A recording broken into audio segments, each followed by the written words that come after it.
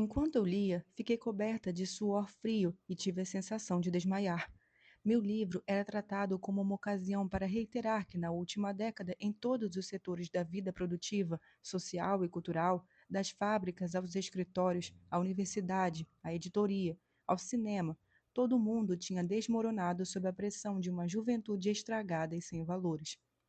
Aqui e ali se citavam frases minhas, entre aspas, para demonstrar que, de minha geração mal crescida, eu era um expoente adequado. Ao final, eu era definida como uma mocinha empenhada em esconder a própria falta de talento com páginas picantes de banalidades medíocres.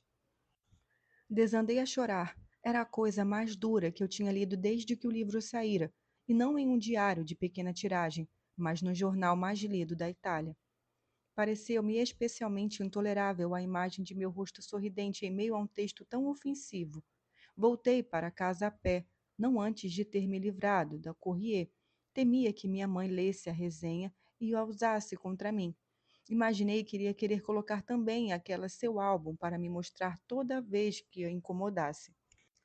Encontrei a mesa posta só para mim. Meu pai estava no trabalho, minha mãe tinha ido pedir não sei o que a uma vizinha de casa e meus irmãos já tinham comido. Mastiguei massa com batata, relendo aqui e ali umas linhas do meu livro. Pensava com desespero. Talvez de fato não valha nada. Talvez tenha sido publicado só para fazer um favor a Adele. Como eu tinha podido conceber frases tão insossas e considerações tão banais? E que desleixo, quantas vírgulas inúteis. Nunca mais vou escrever. Estava deprimida, entre o desgosto do almoço e o desgosto do livro, quando Elisa apareceu com uma folhinha de papel. Foi a senhora Spanolo que lhe deu, a cujo número de telefone, se eu tivesse necessidades urgentes, podia recorrer. O recado dizia que eu tinha recebido 3 telefonemas, um de Gina Medotti, que cuidava da assessoria de imprensa da editora, um de Adele e um de Pietro. Os 3 nomes, escritos com a letra vacilante da senhora Spanolo, tiveram o efeito de dar concretude a um pensamento que até um segundo antes ficara submerso. As palavras maldosas do homem de óculos pesados estavam se difundindo rapidamente, e ao longo do dia chegariam a todos os lugares.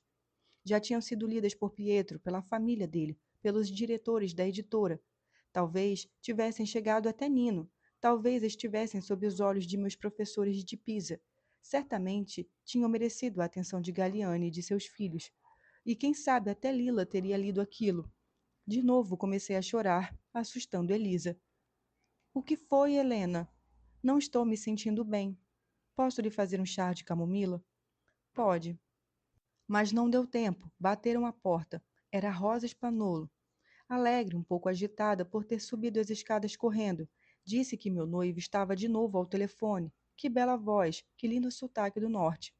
Corri para atender, me desculpando 1000 vezes pelo incômodo. Pietro tentou me consolar. Disse que a mãe recomendava que eu não me abalasse. O essencial era que falassem do livro. Mas eu, para a surpresa da senhora Spanolo, que não me conhecia como uma pessoa dócil, quase gritei. E o que importa que falem se estão dizendo coisas horríveis? Ele mais uma vez me recomendou calma e acrescentou: Amanhã vai sair um artigo da Yunutá. Encerrei a ligação com frieza e disse: seria melhor que ninguém mais tratasse de mim. À noite não consegui dormir. De manhã não consegui me conter e fui correndo buscar o Unitá. Folheei depressa o jornal, ainda na frente da banca, a um passo da escola fundamental. Deparei-me de novo com minha foto, a mesma do Courrier, dessa vez não no centro do artigo, mas no alto, ao lado do título Jovens Rebeldes e Velhos Reacionários. O propósito do livro de Helena Greco. Nunca tinha ouvido falar do nome de quem assinava o artigo, mas com certeza escrevia bem, e suas palavras agiram como um bálsamo. Elogiava meu romance sem meios termos e destratava o prestigioso professor de óculos pesados. Voltei para casa fortalecida, talvez até de bom humor. Folhei meu livro e dessa vez me pareceu bem orquestrado, escrito com inteligência. Minha mãe disse maldosa: Ganhou o terno da Loto? Deixei o jornal sobre a mesa da cozinha, sem lhe dizer nada. No fim da tarde, Spanolo reapareceu. Havia um novo telefonema para mim. Diante de meu embaraço, de minhas desculpas, ela se disse felicíssima em poder ser útil a uma garota como eu e me fez muitos elogios. Guilhola não teve sorte, suspirou pelas escadas. O pai a obrigou a trabalhar na confeitaria do Solara quando ainda tinha 13 anos, e ainda bem que ficou noiva de Michele, senão teria de suar a vida inteira. Abriu a porta de casa, me acompanhou pelo corredor até o telefone fixado na parede. Notei que tinha posto uma cadeira justamente para que eu ficasse mais confortável. Quanta deferência por quem tinha estudado. Estudar era considerado o truque dos rapazes mais espertos para se furtar ao trabalho duro.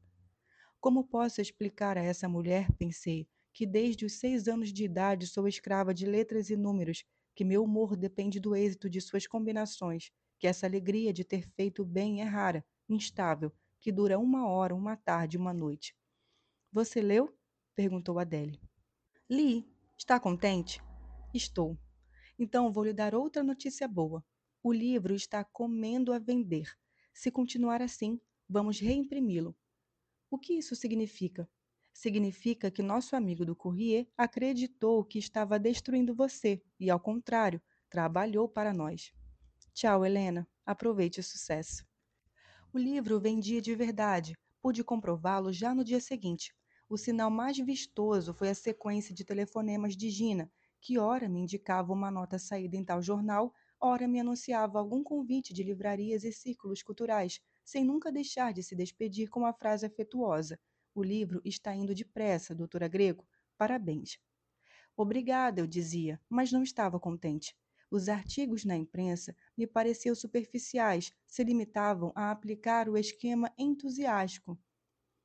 E embora Gina me repetisse a cada ocasião que mesmo os julgamentos negativos ajudavam o livro a circular, de todo modo aqueles julgamentos me faziam mal, e eu esperava ansiosa uma penca de argumentos favoráveis para contrabalançar os desfavoráveis e me sentir melhor. Seja como for, parei de esconder de minha mãe as resenhas maldosas, entreguei-lhe todas, as boas e as ruins. Ela tentava ler soletrando com ar severo, mas jamais conseguia passar das 4 ou 5 primeiras linhas, e eu achava logo motivo para esbravejar ou se refugiava por tédio na mania de colecionismo. Pretendia preencher um álbum inteiro e se lamentava quando não tinha nada para lhe dar, temendo ficar com folhas vazias. A resenha que naquela época mais me feriu apareceu no Roma. Decalcava parte por parte daquela Courrier, mas no estilo florido, que no final burilava obsessivamente um único conceito: o seguinte: as mulheres estão perdendo todos os freios. Basta ler o romance obsceno de Helena Greco para perceber isso. É um subproduto do já decadente Bonjour Tristesse. Mas o que mais fez mal não foi o conteúdo, e sim a autoria. O artigo era assinado pelo pai de Nino, Donato Sarratori. Pensei, enquanto me impressionava desde menina, que aquele homem fosse autor de um livro de poesias. Pensei no halo glorioso em que o encerrara quando descobri que escrevia nos jornais. Por que aquela resenha? Tinha querido se vingar porque se reconhecera no repugnante pai de família que assediava a protagonista? Fiquei tentada a ligar para ele e gritar em dialeto os insultos mais insuportáveis. Só renunciei a isso porque me lembrei de Nino e tive a impressão de fazer uma descoberta importante. A experiência dele e a minha se assemelhavam. Ambos tínhamos recusado nos modelar a partir de nossas famílias. Eu desde sempre estive empenhada em me distanciar de minha mãe. Ele havia destruído definitivamente as pontes com o pai. Essa afinidade me consolou, e pouco a pouco a raiva parou de ferver. Mas não tinha levado em conta que no bairro o Roma era o mais lido dos jornais. Percebi isso já no fim da tarde. Gino, o filho do farmacêutico que se tornara um jovem cheio de músculos com um levantamento de pesos, apareceu na soleira da loja do pai justamente quando eu passava por ali, vestindo um avental branco de doutor apesar de ainda não se ser formado. Me chamou agitado e agitando o jornal e disse com um tom bastante sério, já que recentemente fizeram uma modesta carreira dentro da seção de MSI, o Movimento Social Italiano, ligado ao fascismo. Viu o que estão escrevendo sobre você? Para não lhe dar satisfações, respondi: escrevem de tudo. E segui adiante, com um gesto de despedida. Ele se atrapalhou, murmurou alguma coisa, depois escandiu com evidente malícia: preciso ler esse seu livro, pelo visto, é muito interessante. Foi só o início. No dia seguinte, quem se aproximou de mim na rua foi Michele Solara, que insistiu em que oferecer um café. Fomos ao bar dele e, enquanto Guilhola nos servia sem dizer uma palavra, aliás, visivelmente irritada com minha presença e talvez até com a do noivo, Michele começou. Helena, Gino me mostrou um artigo onde se diz que você escreveu um livro proibido para menores de 18 anos. Mas veja só, quem podia imaginar uma coisa dessas? Foi isso que você estudou em Pisa? Foi isso que lhe ensinaram na universidade? Não posso acreditar. A meu ver, você e Lina fizeram um acordo secreto. Ela faz as coisas erradas e você as escreve. É isso? Me diga a verdade. Fiquei vermelha, não esperei o café, me despedi de Guilhola e fui embora. Ele gritou atrás de mim debochado. O que foi? Se ofendeu? Venha cá, eu estava brincando. Logo em seguida aconteceu um encontro com Carmen Peluso. Minha mãe me obrigara a ir à charcutaria nova dos Carraque, porque lá o azeite custava menos. Era de tarde, não havia clientes. Carmen me fez muitos elogios. Como você está bem, disse. É uma honra ser sua amiga. A única sorte que eu tive em toda a minha vida. Depois me falou que tinha lido o artigo de Sarratori, mas só porque um fornecedor esquecera o Roma na loja. Definiu a resenha como canalice, e sua indignação me pareceu autêntica. Já o irmão dela, Pasquale, lhe passara o artigo do Unitá, muito, muito bom, e trazia uma bela foto. Você é toda bonita, disse, em tudo que faz. Tinha sabido por minha mãe que em breve eu me casaria com um professor universitário e que ia morar em Florença, numa casa de madame. Ela também ia se casar com o frentista do Estradão, mas não sabia quando, estavam sem dinheiro. Então, sem interromper sua fala, começou a se queixar de Ada. Desde que Ada tinha assumido o posto de Lila ao lado de Stefano, tudo ia de mal a pior. Dava uma de dona das charcutarias e implicava com ela, acusando-a de roubar e tratando-a com rédea curta, sempre sob vigilância. Por isso, não aguentava mais, queria pedir demissão e ir trabalhar na bomba de gasolina no futuro marido. Fiquei ouvindo com atenção e me lembrei de quando Antônio e eu queríamos nos casar e também ganhar a vida com posto de gasolina.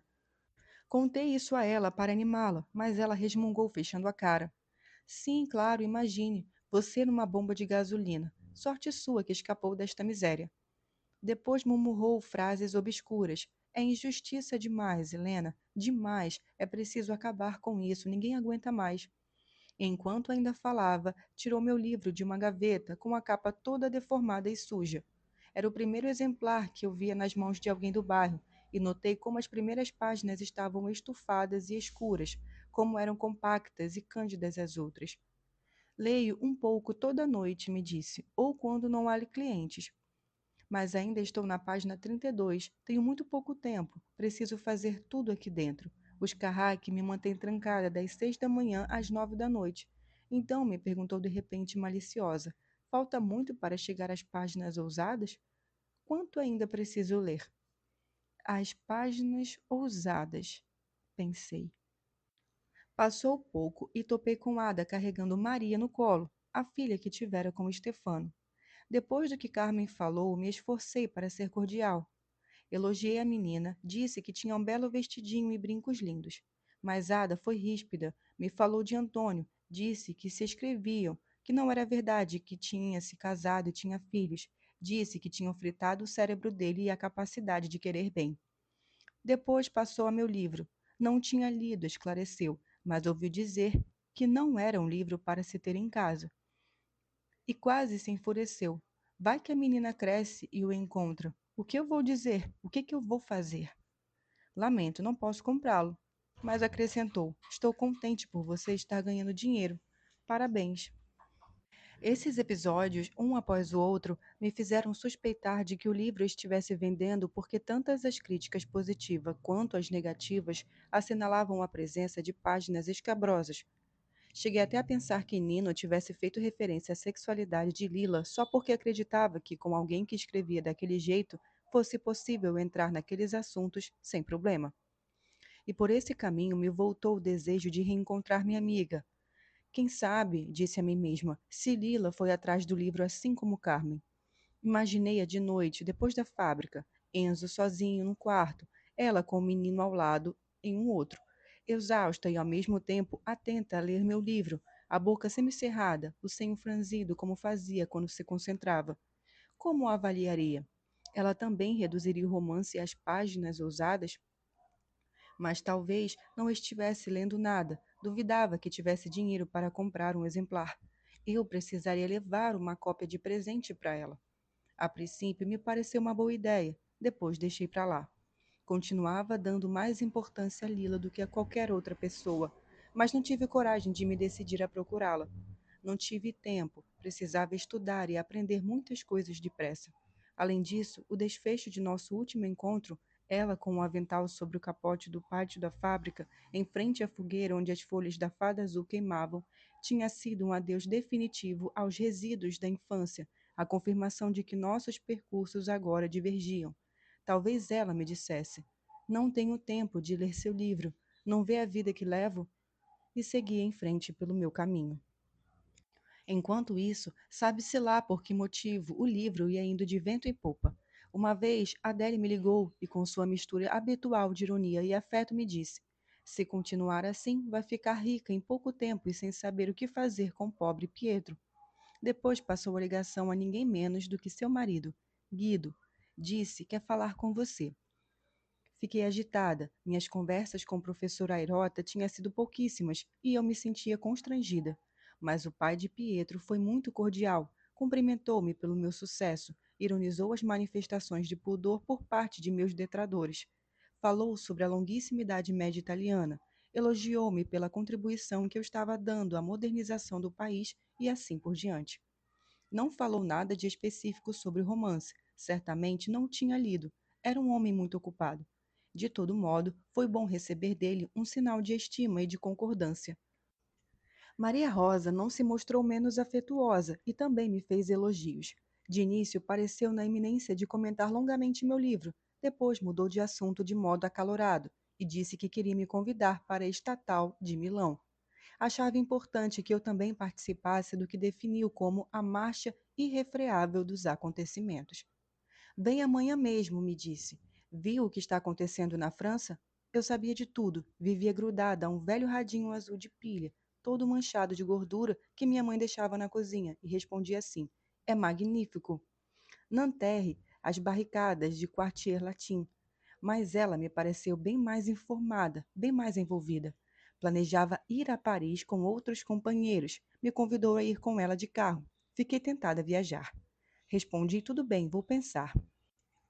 Ir até Milão, atravessar a França, chegar a Paris em revolta, enfrentar a brutalidade da polícia, atirar-me com minha experiência pessoal no magma mais incandescente daqueles meses, dar seguimento àquela viagem para fora da Itália que eu tinha feito anos antes com Franco.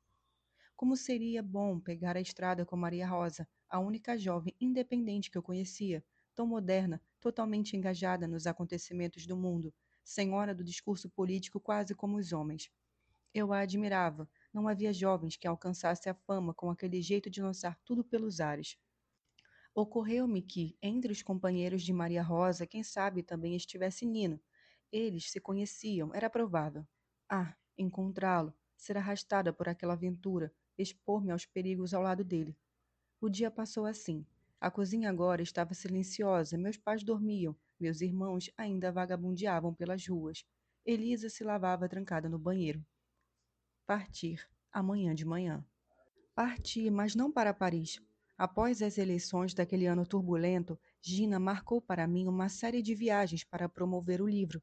Comecei por Florença. Tinha sido convidada à escola de magistério por uma professora amiga de um amigo do Zairota, e acabei em um daqueles cursos abertos bastante difundidos nas universidades em agitação, falando para uns 30 alunos e alunas.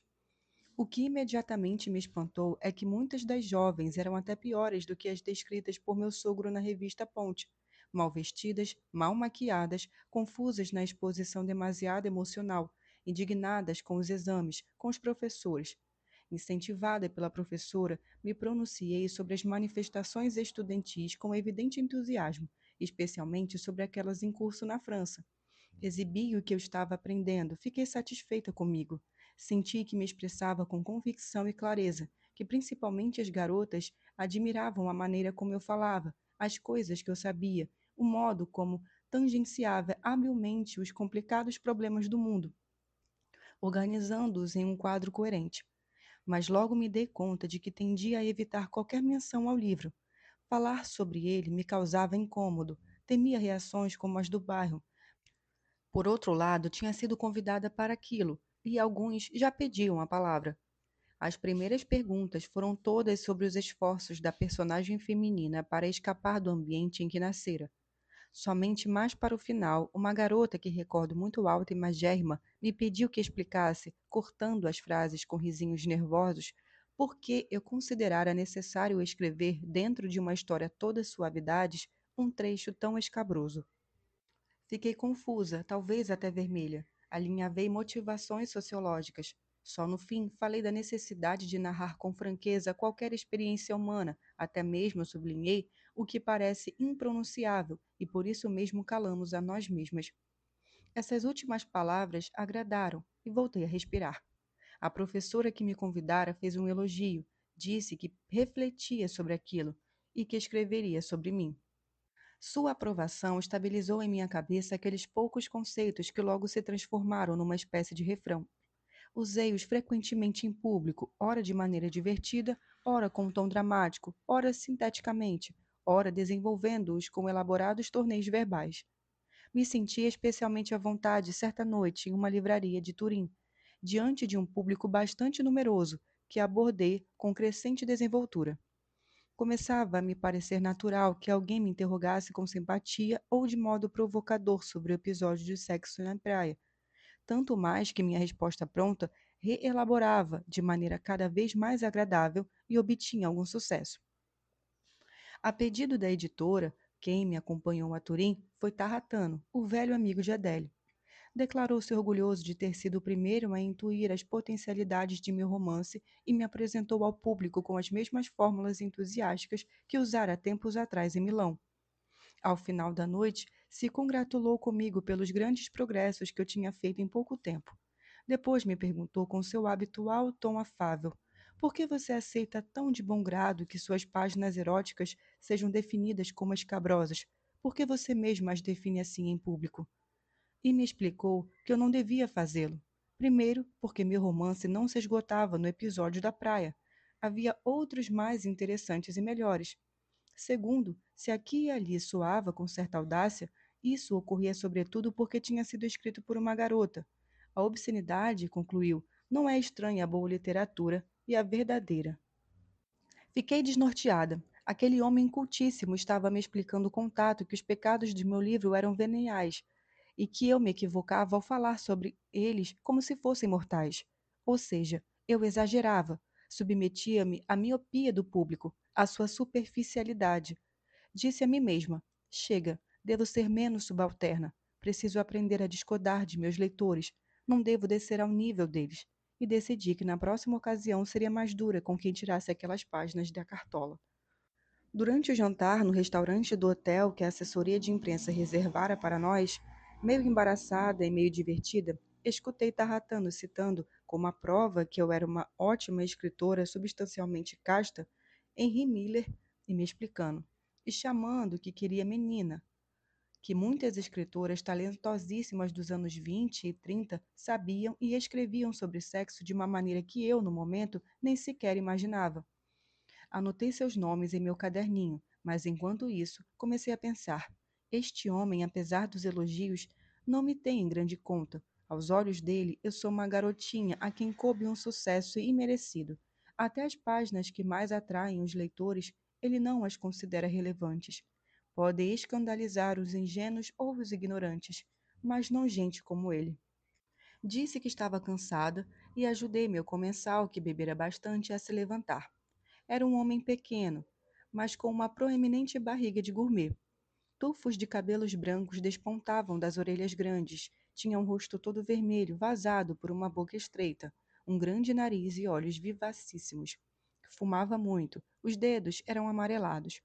No elevador tentou me abraçar e me beijar. Embora eu me esquivasse, foi difícil afastá-lo de mim. Ele não desistia. Ficaram gravados em minha memória o contato com sua barriga, o hálito de vinho. Na época, nunca me ocorria que um homem de idade tão educado, tão culto, aquele homem tão amigo de minha futura sogra, pudesse comportar-se de modo indecoroso. Uma vez no corredor, apressou-se em me pedir desculpas, atribuiu a culpa ao vinho e trancou-se depressa em seu quarto. No dia seguinte, durante o café da manhã e na viagem de carro que nos levou até Milão, ele falou com muito entusiasmo do que considerava o período mais vibrante de sua vida, os anos entre 1945 e 1948. Percebi em sua voz uma melancolia autêntica, mas que esmoreceu quando passou a esboçar com envolvimento igualmente autêntico o novo clima de revolução, a energia. Disse que estava tomando jovens e velhos. Fiz sinais de concordância o tempo todo, tocada pelo modo como ele tentava me convencer de que meu presente era de fato como seu entusiasmante passado que estava voltando.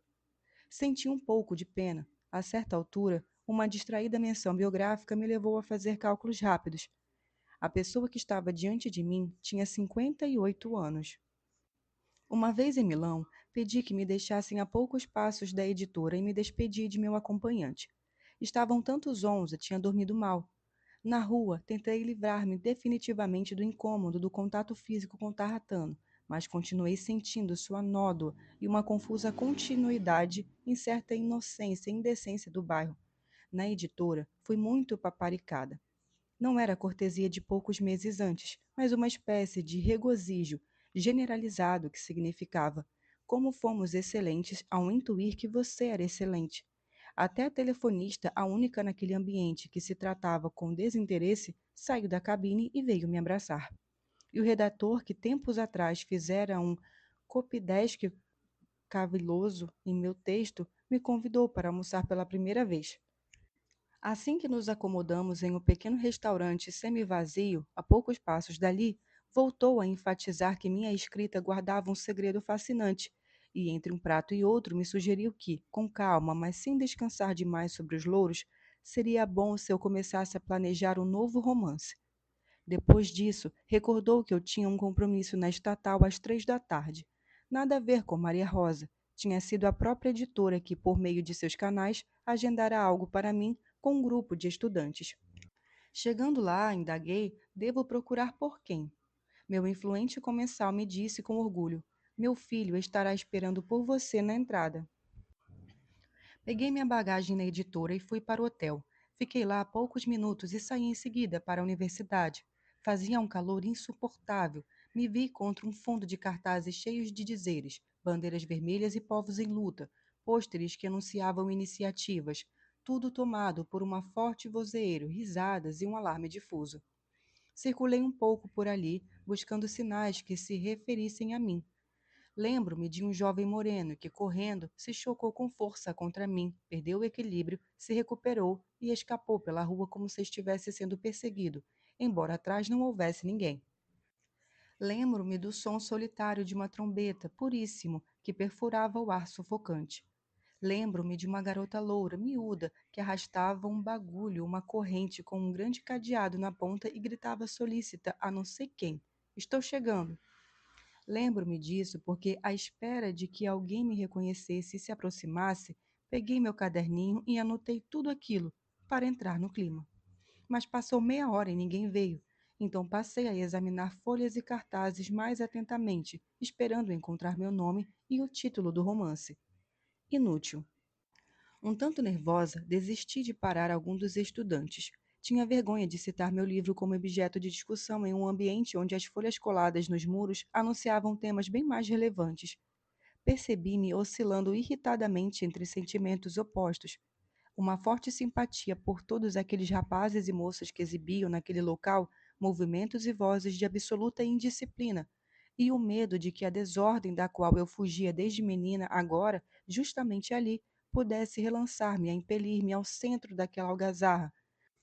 Pensei em escapar. Que me importava um punhado de rapazes pouco mais jovens do que eu, a que eu diria as bobagens habituais. Queria voltar para o hotel, gozar minha condição de autora de algum sucesso que viajava muito, comia em restaurantes e dormia em hotéis. Mas passaram 5 ou 6 garotas de ar atarefado, carregada de bolsas, e quase sem querer segui atrás delas, de suas vozes, dos gritos, até do som da trombeta. Assim, caminhando sem parar, acabei em frente a uma sala lotada de onde, justo naquele momento, começava a crescer um clamor raivoso. E como as garotas que eu tinha seguido até ali entraram, entrei também, cautelosamente. Estava em curso um conflito muito duro entre facções diversas, tanto na sala lotada quanto entre a pequena multidão que assediava a cátedra. Fiquei perto da porta, pronta para ir embora, afugentada por uma névoa escaldante de fumos e sopros, um forte cheiro de excitação. Tentei me orientar. Discutia-se, acho, sobre questões de procedimento, mas num clima em que ninguém havia gente gritando, gente calada, gente debochando, rindo, se movimentando rapidamente como estafetas em um campo de batalha. Gente que não prestava nenhuma atenção, gente que estudava. Parecia considerar possível um acordo qualquer. Esperei que Maria Rosa estivesse em algum lugar ali. Enquanto isso, estava me habituando ao clamor, aos cheiros. Quanta gente! Os homens estavam em maioria, bonitos, feios, elegantes, desleixados, violentos, amedrontados, zombeteiros. Observei com curiosidade as mulheres. Tive a impressão de ser a única que estivesse ali sozinha. Algumas, as que eu tinha acompanhado até lá, por exemplo, se mantinham compactamente juntas até mesmo agora, enquanto distribuíam panfletos pela sala apinhada. Gritavam juntas, riam juntas e, quando se afastavam uns poucos metros, olhavam-se umas às outras para não se perderem. Amigas há tempos ou talvez conhecidas ocasionais, pareciam extrair do grupo a autorização para estar naquele lugar caótico, seduzidas pelo clima desgrenhado. Sim, mas dispostas àquela experiência desde que não se separassem, como se tivessem estabelecido previamente em locais mais seguros que, se uma delas fosse embora, todas se retirariam juntas. Já outras, sozinhas ou no máximo em dupla, se filtravam nas fileiras masculinas e demonstravam uma intimidade provocadora, uma alegre dissolução das distâncias de segurança. E me pareceram as mais felizes, as mais agressivas, as mais orgulhosas. Me senti diferente, uma presença abusiva, sem requisitos para gritar o que quer que fosse, para permanecer dentro daqueles vapores e cheiros que agora me faziam lembrar os cheiros e os vapores que emanavam do corpo de Antônio, de seu hálito, de quando nos amassávamos nos pântanos. Eu tinha sido miserável demais, pressionada demais pela obrigação de brilhar nos estudos. Tinha ido pouco, quase nada ao cinema. Nunca tinha comprado discos, como gostaria. Não me tornara fã de cantores. Não correra para assistir a shows, não colecionara autógrafos. Nunca fiquei bêbada. O pouco sexo que pratiquei o fiz como incômodo, entre subterfúgios, amedrontada. Já aquelas garotas, umas mais, outras menos, deviam ter crescido com maior liberdade e chegaram à atual mudança na pele mais preparadas que eu. Logo me chamou a atenção uma garota muito bonita, de traços delicados, cabelos pretíssimos e longos sobre os ombros, com certeza mais nova que eu. Depois que a vi, não consegui tirar os olhos dela. Estava em pé no meio de jovens muito combativos, e atrás dela, como um guarda-costas, um homem moreno de seus 30 anos, fumando um charuto. O que a distinguia naquele ambiente, além da beleza, era que trazia nos braços um menino de poucos meses e o amamentava, enquanto seguia atentamente o conflito em ato, às vezes gritando também. Quando o menino, uma mancha azul com perninhas e pezinhos descobertos de uma cor avermelhada, descolava a boca do mamilo, ela não recolocava o seio no sutiã, mas continuava assim, exposta, a camisa branca desabotoada, o peito túrgido, de centro franzido, a boca semicerrada, até que se dava conta de que o filho já não estava mamando e mecanicamente tentava fazê-lo voltar. Aquela garota me perturbou. Na sala barulhenta e carregada de fumaça, ela era um ícone de maternidade fora dos esquemas. Era mais nova que eu, tinha um aspecto fino, a responsabilidade de um filho, mas parecia empenhada sobretudo em rejeitar os traços da jovem mulher placidamente absorta nos cuidados com o filho. Gritava, gesticulava, pedia a palavra, ria de raiva, apontava alguém com desespero e com desprezo. E, no entanto, o filho era parte dela, buscava seu peito, o perdia. Juntos, compunham uma imagem trêmula, em risco, prestes a despedaçar-se como se pintada com vidro. O menino cairia de seus braços ou algo bateria em sua cabeça, um cotovelo, um gesto descontrolado. Fiquei alegre quando, de repente, Maria Rosa surgiu ao lado dela. Lá estava ela, finalmente. Como era viva, como era radiante e cordial. Me pareceu muito íntima da jovem mãe. Agitei uma mão. Não me viu. Falou algo no ouvido da garota e desapareceu. Reapareceu entre os que as empurravam em torno da cátedra. Nesse meio tempo, de uma porta lateral, irrompeu um grupinho que apenas com sua presença acalmou um pouco os ânimos. Maria Rosa fez um sinal, esperou um aceno em resposta, segurou o megafone e disse poucas palavras que aquietaram definitivamente a sala lotada. Naquela altura, por alguns segundos, tive a impressão de que Milão, as tensões daquele período, minha própria excitação tivessem a força de permitir que as sombras que eu trazia na cabeça evadissem. Quantas vezes tinha pensado naqueles dias em minha primeira educação política? Maria Rosa passou o megafone a um jovem que se postara ao lado e que reconheci imediatamente. Era Franco Mari, meu namorado dos primeiros anos de Pisa. Continuava idêntico, o mesmo tom caloroso e persuasivo da voz, a mesma capacidade de organizar o discurso partindo de proposições gerais que, de passagem em passagem, chegavam de modo consequente a experiências cotidianas, sob os olhos de todos, desvelando seu sentido. Enquanto escrevo, me dou conta de que me lembro pouquíssimo de seu aspecto físico, somente o rosto pálido e imberbe, os cabelos curtos. No entanto, seu corpo tinha sido, até aquele momento, o único ao qual eu me unira como se fôssemos casados. Fui encontrar Franco depois de sua fala. Seus olhos se acenderam de surpresa e ele me abraçou. Foi difícil conversarmos. Um sujeito o puxou pelo braço, outro já começava a falar num tom duro, apontando para ele insistentemente, como se devesse responder a golpes terríveis. Permaneci entre os que estavam ao lado da cátedra, incomodada, e na confusão me perdi de Maria Rosa, mas dessa vez foi ela que me localizou e me puxou pelo braço. O que você está fazendo aqui? Disse contente. Evitei explicar que tinha faltado a um encontro que estava ali por acaso. Falei indicando Franco. Conheço ele. Mari? Sim. Me falou de Franco com entusiasmo e então sussurrou. Eles me pagam. Fui eu que o convidei. Olha que vespeiro. E, como ele dormiria na casa dela e viajaria para Turim no dia seguinte, insistiu logo para que eu também ficasse com ela. E aceitei. Pena pelo hotel. A assembleia durou bastante. Houve momentos de grande tensão, um estado permanente de alarme. Deixamos a universidade quando já anoitecia. Além de Franco, uniram-se a Maria Rosa a jovem mãe, que se chamava Sílvia, e o homem de seus 30 anos que eu já tinha notado na sala, o que fumava charuto, um tal de Juan, pintor venezuelano. Fomos todos jantar numa trattoria que minha cunhada conhecia. Conversei com Franco o suficiente para entender que eu tinha me enganado. Ele permanecera idêntico ao que era. Sobre seu rosto se pôs, ou talvez ele mesmo tenha posto, uma máscara que, embora correspondesse perfeitamente aos traços de antes, apagara sua generosidade. Agora se mostrara retraído, contido, pesava as palavras. Durante uma breve conversa aparentemente confidencial, jamais mencionou nossa antiga relação, e quando toquei no assunto e me queixei de ele nunca mais ter me escrito, me interrompeu e murmurou: tinha que ser assim. Quanto à universidade, também foi evasivo, e compreendi que não tinha se formado. Há outras coisas a fazer, disse. O quê? Virou-se para Maria Rosa, quase irritado com o tom demasiado íntimo de nosso diálogo.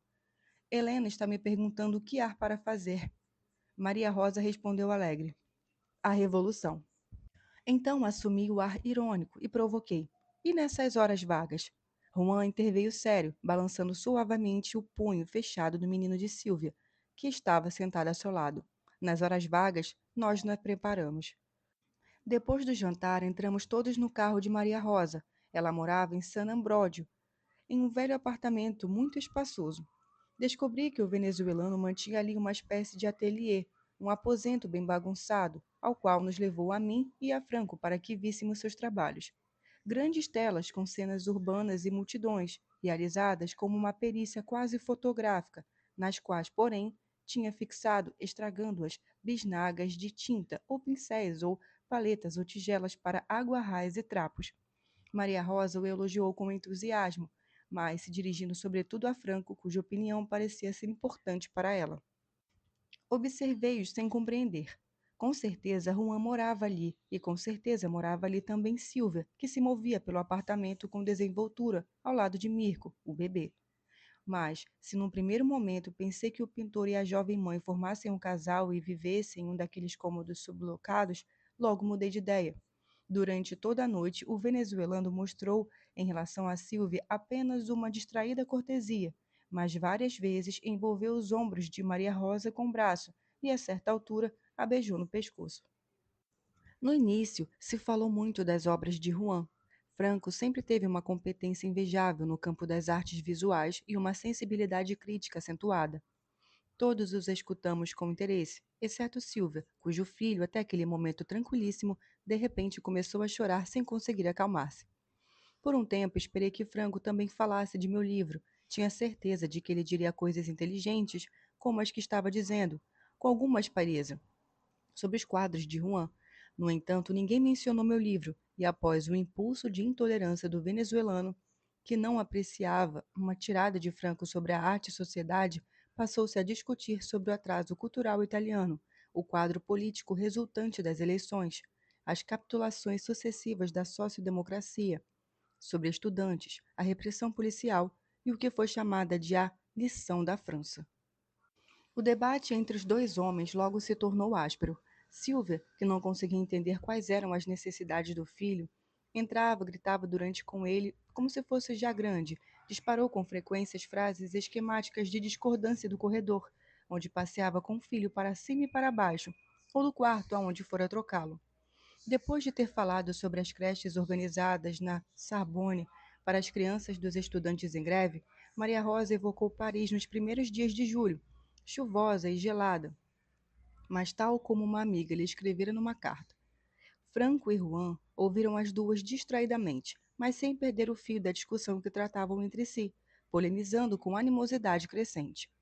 A consequência foi que nos vimos, nós três mulheres, na condição de três sonolentas vacas à espera de que os dois touros tentassem e até testassem até o fim a própria potência.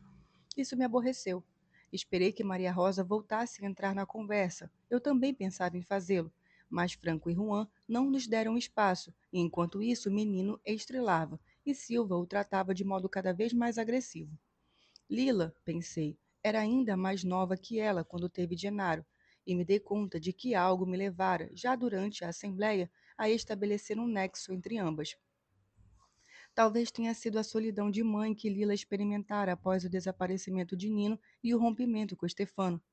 Ou sua beleza, caso estivesse naquela assembleia com Genaro, teria sido uma mãe ainda mais sedutora, ainda mais determinada que Silvia. Mas Lila já era carta fora do baralho. A onda que eu percebera na sala chegaria até San Giovanni e Tedúcio, mas ela, naquele local em que terminara se degradando, nem o notaria. Uma pena, e me senti culpada. Deveria tê-la levado embora, raptado, forçado a viajar comigo, ou pelo menos consolidar sua presença dentro do meu corpo, misturar sua voz à minha, como aquele momento.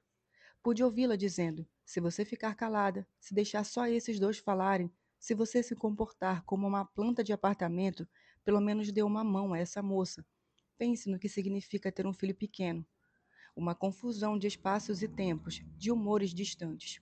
Me levantei, peguei com delicadeza e preocupação o menino do colo de Silva, e ela o passou para mim agradecida. Que menino bem feito! Foi um momento memorável. Mirko me seduziu imediatamente, com suas dobrinhas de carne rosada nos pulsos e nas pernas. Como era lindo! Que belo formato nos olhos! Quanto cabelo! Que pés compridos e delicados! Que cheiro bom! Sussurrei no ouvido dele todos aqueles elogios baixinho, enquanto passeava com ele pela casa. As vozes dos homens se distanciavam, assim como as ideias que se definiam, a animosidade. E então ocorreu um fato novo para mim. Senti prazer. Experimentei como uma labareda incontrolável o calor do menino, sua mobilidade, e tive a impressão de que todos os meus sentidos estavam mais vigilantes, como se a percepção daquele fragmento perfeito de vida que eu carregava nos braços se aguçasse até o espasmo. E eu sentisse toda a doçura, a responsabilidade e me preparasse para protegê-lo de todas as sombras nefastas à espreita nos cantos escuros da casa. Mirko deve ter percebido tudo aquilo e se aquietou.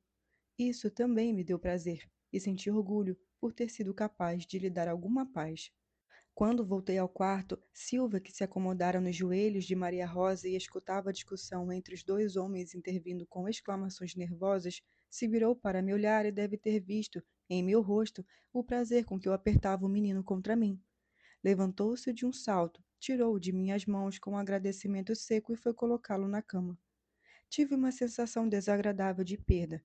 Senti o calor de Mirko me deixando e voltei a me sentar de mau humor, com pensamentos confusos. Queria o menino de volta. Esperava que tornasse a chorar, que Silvia me pedisse ajuda. O que está acontecendo comigo? Desejo ter filhos, quero ser mãe, quero amamentar e ninar. Casamento e ainda por cima gravidez. E se minha mãe saltar de minha barriga justo agora, que acreditei estar segura? Demorei a me concentrar na lição que nos chegava da França, no confronto tenso entre os dois homens. Mas não pretendia ficar calada, queria dizer algo a respeito do que eu tinha lido e pensado sobre os acontecimentos de Paris. Mas a fala se retorcia em frases que permaneciam truncadas no pensamento. E me espantava que Maria Rosa, tão capaz, tão livre, continuasse calada, limitando-se a aprovar a única e exclusivamente com belos sorrisos o que Franco dizia, o que deixava Juan nervoso e, em certos casos, inseguro. Se ela não fala, pensei comigo, falo eu. Se não, por que aceitei vir aqui? Por que não fui para o hotel? Perguntas para as quais eu tinha uma resposta. Desejava mostrar a quem me conhece no passado a pessoa em que eu me transformara. Queria que Franco se desse conta de que não podia me tratar como a garotinha de antigamente. Queria que percebesse que eu me tornara outra. Queria que dissesse na presença de Maria Rosa que essa outra pessoa contava com sua estima.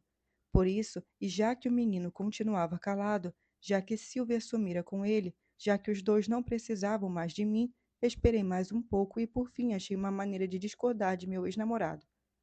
Uma discordância improvisada. O que me movia não era convicções sólidas. O objetivo era me expressar contra Franco. E o fiz. Tinha algumas fórmulas em mente e as usei como falsa segurança. Disse por alto que estava perplexa com o grau de manutenção da luta de classes na França, que achava demasiado abstrata para o momento a união estudantes e operários. Falei com decisão, temia que um dos homens me interrompesse para dizer algo que reavivasse a discussão entre eles. Em vez disso, me ouviram com atenção. Todos, inclusive Silvia, que voltara quase na ponta dos pés, sem o bebê. Nem Franco nem Juan deram sinais de impaciência enquanto eu falava. Ao contrário, o venezuelano assentiu quando pronunciei 2 ou 3 vezes a palavra povo, e isso irritou Mari. Você está dizendo que a situação não é objetivamente revolucionária, sublinhou com ironia. E eu conhecia aquele tom. Significava que estava se defendendo ao zombar de mim. Então nos atracamos, frases minhas sobre as dele e vice-versa. Não sei o que significava objetivamente. Significa que agir é inevitável. Então, se não for inevitável, você fica de braços cruzados. Não, a tarefa do revolucionário é fazer sempre o possível. Na França, os estudantes fizeram o possível e o impossível. A máquina da instrução quebrou e não se recuperará nunca mais. Admita que as coisas mudaram e vão mudar. Sim, mas ninguém pediu um certificado com reconhecimento de firma a você ou a quem quer que seja para garantir que a situação seja objetivamente revolucionária. Os estudantes agiram e pronto. Não é verdade? É verdade. E assim por diante, até que nos calamos ao mesmo tempo. Foi um debate anômalo, não só no conteúdo, mas no tom veemente, sem atenção aos bons modos. Notei nos olhos de Maria Rosa um lampejo divertido. Tinha entendido que, se eu e Franco nos falávamos assim, quer dizer que entre nós tinha havido algo, mais que um convívio entre colegas de faculdade. Venham me dar uma mão, disse a Silvia e a Juan. Precisava pegar uma escada, procurar roupa da cama para mim, para Franco. Os dois a acompanharam. Juan lhe disse algo no ouvido. Franco mirou o pavimento por um instante, apertou os lábios como para reprimir um sorriso e disse com uma tonalidade afetuosa: Você continua a pequena burguesa de sempre. Essa era a etiqueta com que muitas vezes, anos atrás, ele zombava de mim quando eu tinha medo de ser surpreendida em seu quarto. Fora da vigilância dos outros, falei de chufre. O pequeno burguês é você, por origem, por cultura, por comportamento. Não queria ofender. Não me ofendi. Você mudou, se tornou agressiva. Continua a mesma. Tudo bem em casa? Tudo. E aquela sua amiga tão chegada a você? A pergunta veio com um salto lógico que me desencertou. Tinha falado de Lila com ele no passado? Em que termos? E por que se lembrava dela justo agora? Qual era o nexo que ele tinha vislumbrado e eu não? Está bem, respondi. Faz o quê? Trabalha numa fábrica de embutidos na periferia de Nápoles. Não tinha se casado com um comerciante? O casamento não deu certo. Quando eu for a Nápoles, você precisa me apresentar ela. Claro, me deixe o número, o endereço. Tudo bem. Me observou para avaliar que palavras podiam me machucar e menos e me perguntou: ela leu seu livro? Não sei. Você leu? Claro. E o que achou? Bom. Em que sentido? Há belas páginas. Quais? Aquelas em que você dá à protagonista a capacidade de conectar o seu modo os fragmentos das coisas. Só isso? Não é suficiente? Não, é claro que você não gostou. Já lhe disse que é bom. Eu o conhecia, estava tentando não me humilhar. Isso me exasperou e insisti. É um livro que deu muito o que falar. Está vendendo bastante. Então, ótimo, não? Sim, mas não para você. O que é que não funciona? Apertou de novo os lábios e se decidiu. Não há grande coisa nele, Helena. Sob paixõezinhas e ânsias de ascensão social, você esconde justamente o que deveria a pena contar. Ou seja, deixa para lá, já está tarde, precisamos descansar. E tentou assumir um ar de ironia benévolo, mas na realidade manteve aquele tom novo, de quem tem uma missão importante e se dedica a todo o resto, a contragotas. Você fez o possível, não é? Mas este, objetivamente, não é o momento de descrever romances. Maria Rosa voltou justo naquele momento, trazendo com Juan e Silvia toalhas de banho limpas e roupa de cama. Seguramente escutou aquela última frase e com certeza entendeu que se falava de meu livro, mas não disse uma palavra. Podia dizer que tinha gostado do livro, que é possível escrever romances em qualquer momento, mas não o fez. Então deduzi, para além das declarações de simpatia e de afeto, naqueles ambientes tão cultos e absorvidos pela paixão política, meu livro era considerado uma coisinha insignificante, e as páginas que estavam ajudando sua difusão eram consideradas um subproduto de textos bem mais explosivos, que aliás eu nunca tinha lido, ou merecedoras daquele rótulo depreciativo de Franco, uma historinha de paixõezinhas. Minha cunhada indicou-me o banheiro e o quarto com uma cortesia esquiva.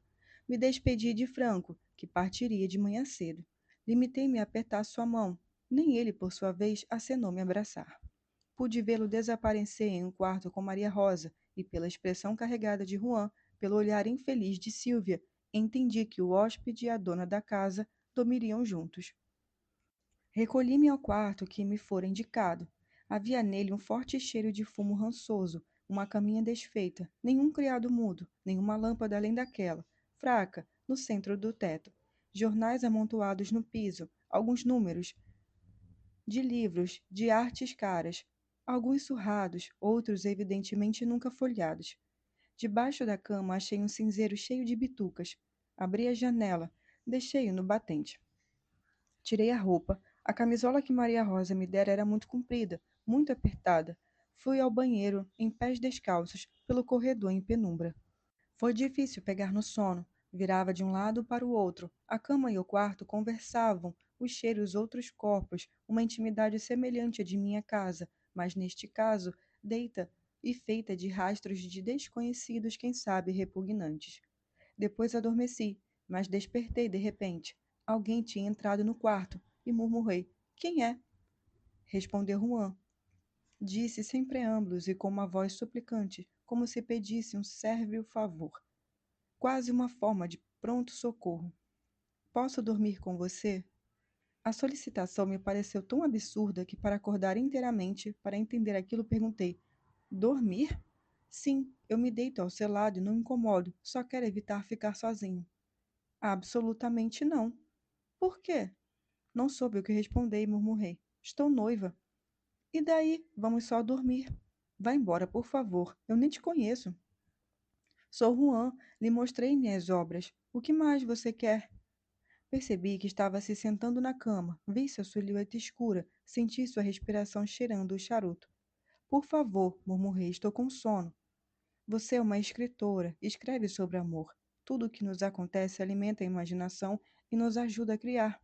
Me deixe ficar com você. É algo que você vai poder contar. Roçou meu pé com a ponta dos dedos. Eu não suportava. Escapei em direção ao interruptor e acendi a luz. Ainda estava sentado na cama, de cueca e regata. Fora, sublinhei para ele, e o fiz de modo tão peremptório, tão visivelmente próxima do grito, tão determinada a agredi-lo e a brigar com todas as minhas energias, que ele se ergueu lentamente e falou desgostoso. Você é uma carola. Saiu. Fechei a porta atrás dele. Não havia chave. Estava estarrecida, furiosa, assustada. Um dialeto sanguinário revoava em minha cabeça. Esperei um pouco antes de voltar para a cama, mas não apaguei a luz. O que eu dava a pensar em mim? Que pessoa parecia ser? O que legitimava a demanda de Juan? Dependia da fama de mulher livre que meu livro estava me dando? Dependia das palavras políticas que eu tinha expressado e quais evidentemente não eram apenas um torneio dialético, um jogo para mostrar que eu não era tão hábil quanto os homens, mas definiam toda a pessoa, a disponibilidade sexual incluída? Era uma espécie de pertencimento à mesma coalizão que induzira aquele homem a introduzir-se sem hesitações em meu quarto, ou Maria Rosa, igualmente sem hesitações, a conduzir Franco ao dela? Ou eu mesma me contaminara por aquela difusão excitação erótica que tinha percebido na sala da universidade e a exalara sem me dar conta. Também em Milão eu me sentira pronta a fazer amor com Nino, traindo Pietro. Mas aquela paixão era de velha data, justificava o desejo sexual e a traição, ao passo que o sexo em si, aquela solicitação não mediada de orgasmo, não conseguia me envolver, não estava preparado para isso, me repugnava. Por que me deixar tocar pelo amigo de Adele em Turim? Por que me deixar tocar nesta casa por Juan? O que eu precisava demonstrar? O que eles queriam demonstrar? De repente, me voltou à memória o episódio de Nonato Sarratori, num tanto a noite na praia enchia, a que eu transformara em cena romanesca. Mas a vez em que ele aparecera na cozinha de Nela, quando eu tinha acabado de deitar e me beijara, me bulinara, provocando em mim um fluxo de prazer contra minha própria vontade. Entre a menina de então, assustada e estarrecida, e a mulher atacada no elevador, a mulher que sofrera aquele assédio agora, havia algum nexo? O cultíssimo tarratano, amigo de Adele, e o artista venezuelano Juan eram da mesma estirpe do pai de Nino, ferroviário, poetastro, pena de aluguel? Não consegui mais dormir. Aos nervos tensos, aos pensamentos contraditórios, veio juntar-se Mirko, que voltara a chorar. Lembrei a forte emoção que experimentei quando carreguei o menino em meus braços, como ele não se acalmava, e não consegui me controlar. Levantei, segui o rastro sonoro do choro e consegui chegar a uma porta da qual filtrava uma luz. Bati. Silvia respondeu áspera. O quarto era mais aconchegante que o meu. Tinha um velho armário, uma cômoda, uma cama de casal onde a jovem estava sentada, com um baby doll rosa, de pernas cruzadas, e uma expressão ruim. Os braços abandonados, o dorso de ambas as mãos sobre o lençol. Tinha sobre as coxas nuas, como uma oferenda votiva, Mirko igualmente nu. Arroxeado, a abertura negra da boca escancarada, os olhinhos apertados, os membros agitados. De início me acolheu-me com hostilidade, depois abrandou. Disse que se sentia uma mãe incapaz, que não sabia o que fazer, que estava desesperada. Por fim murmurou: quando não está comendo, faz sempre assim. Talvez esteja mal, vai morrer aqui nesta cama. E enquanto me falava, pareceu-me muitíssimo distante de Lila. Feia, deformada por expressões nervosas da boca, olhos excessivamente arregalados, até que desandou a chorar. O choro de mãe e filho me enterneceu. Gostaria de ter abraçado ambos, apertá-los, niná-los. Sussurrei: posso segurá-lo um pouco? Ela fez sinal que sim, entre soluços. Então tirei o menino de seus joelhos, aconcheguei-o em meu peito e tornei a sentir o eflúvio de cheiros, sons e mornidão, como se suas energias vitais estivessem se apressando a retornar para mim com alegria depois da separação. Caminhei para frente e para trás pelo quarto, murmurando uma espécie de litania assintática que inventei no momento, uma longa e insensata declaração de amor. Milagrosamente, Mirko se acalmou e adormeceu. Coloquei-o devagar ao lado da mãe, mas sem nenhuma vontade de me separar dele. Temia voltar para meu quarto. Uma parte de mim tinha certeza de que encontraria Juan lá e queria permanecer ali. Silvia me agradeceu sem gratidão. Um obrigada, ao qual acrescentou uma fria lista a meus méritos. Você é inteligente, sabe tudo, sabe se fazer respeitar, é uma mãe de verdade. Sorte de seus futuros filhos. Me esquivei. Estou indo, disse. Mas ela teve um impulso de ansiedade, pegou minha mão, me pediu que ficasse. Ele está ouvindo sua voz, disse. Faça isso por ele. Vai dormir tranquilo. Aceitei imediatamente. Deitamos na cama com o menino no meio, apagamos a luz. Mas não dormimos, começamos a falar de nós. No escuro, Silvia se tornou menos hostil. Falou-me da repulsa que sentiu quando soube que estava grávida. Tinha escondido a gravidez do homem que amava e até de si mesma. Tinha se convencido de que passaria como uma doença que deve cumprir seu percurso. No entanto, o corpo reagia, se deformava. Silvia precisava comunicar a seus pais, profissionais muito abastados de Monza. Houve um pandemônio e ela foi embora de casa. Mas em vez de admitir que deixara os meses passar à espera de um milagre, em vez de confessar a si mesma que nunca levara em consideração o aborto apenas por medo físico, passou a afirmar que queria a criança por amor ao homem que a gravidara. Ele lhe dissera: se você quiser, pelo amor que sinto por você, eu também quero. Amor dela, amor dele. Naquele momento, ambos falavam a sério. Mas depois de alguns meses, antes mesmo que a gravidez chegasse a seu termo, o amor já havia abandonado os dois, e Silvia insistiu várias vezes naquele ponto, com sofrimento. Não restara nada, só ressentimento. Então ela se viu sozinha, e se até aquele momento tinha conseguido se virar, o mérito era de Maria Rosa, que ela elogiou muito, falando dela com grande enlevo. Uma professora excelente e de fato solidária com os estudantes, uma companheira inestimável. Disse-lhe que toda a família Airota era admirável, que eu estava noiva de Pietro, que nos casaríamos no outono. Ela replicou imediatamente: o casamento me causa horror, e a família também. Tudo coisa velha. Depois, passou de repente a um tom melancólico. O pai de Mirko também trabalha na universidade. E eu perguntei: é? Tudo começou porque fiz o curso dele. Era tão seguro de si, muito preparado, muito inteligente. Lindo. Tinha todas as qualidades. E já antes que as lutas começassem, ele dizia: reeduquem seus professores, não se deixem tratar como animais. Ele ajuda um pouco com o menino? Riu no escuro e murmurou áspera. Um homem, exceto nos momentos de loucura em que você está apaixonada e ele te penetra, fica sempre de fora.